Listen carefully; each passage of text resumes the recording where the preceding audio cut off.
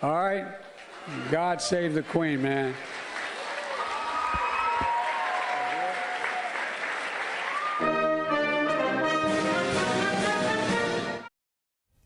Look, Liz, the White House has come to Biden's defence and they've said that he was merely commenting to someone in the crowd. Oh, right. It's a bit of a stretch, isn't it? It is. I mean, his gaffes are just piling up. Also this week, he promised to conserve the America's water and land mass by 30% by 2020. So that's remarkable. He's going to do it retrospectively. He also said that they were planning to build a train across the Pacific to the Indian Ocean.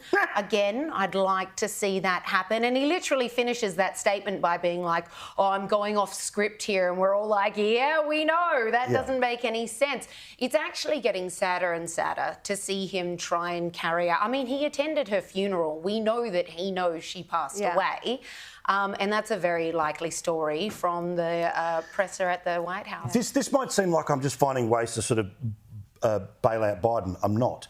My fear here is that I think every now and then we have to burst our own bubble just ever so slightly, which was, remember when George W. Bush was in the White House and who could ever vote for this guy who can't finish a sentence? The problem is that do I think 80 million people love Joe Biden? Hell no. Do I think 80 million people hate Donald Trump? Probably. Have any of them changed their mind in the past 4 years? Which is why you get this absurdity of American elections. There's 300 million people. I love that country. Going to Vegas in a few weeks' time, you know, just for a study tour, of course. When you look at that country, you see the problems of the homelessness, you see the problems of mental health, you see the problems of crime, all the rest of it, right? Yeah. But their politics doesn't talk about it. Instead, it's about he's destroying democracy and he can't finish a sentence. Yeah. So you end up in this scenario where the way we decide elections... find better candidates. It's just inexplicable how they couldn't. Well, this is the thing. DeSantis versus Gavin Newsom would have been amazing, right? The Florida governor versus the California governor. Two very different ways of running a country and ideas but get put in place. But the reality is that Trump raises millions of dollars off the deep state and the Democrats raise millions of dollars off Stop Trump.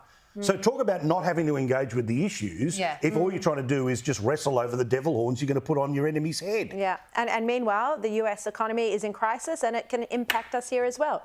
Liz